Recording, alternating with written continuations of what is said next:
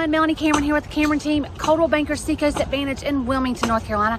I'm out at the village at Plantation Landing. We've talked about this neighborhood before, but the townhomes are now coming out of the ground and they are selling. You can see behind me the first building. It's a 6-unit building that's almost finished. They'll be done in January is the completion date that I'm being told. And then behind me over here where you're starting to see the framing go up, that's this building 2 where there's going to be 4 units.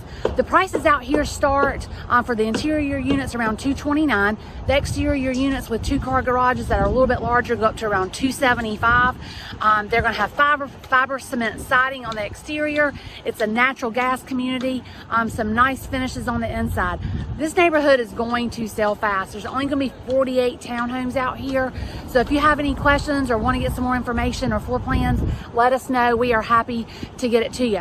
HOA dues, they're going to be $250 a month. That includes the master insurance, exterior maintenance, landscaping, and the common area maintenance. So a pretty good deal there. I really think it's a great location. If you have any questions or like some more information about the specific ones that are still available, give us a call at 910-202-2546 or email us anytime at CameronTeam@SeacoastRealty.com. Have a great day, everyone.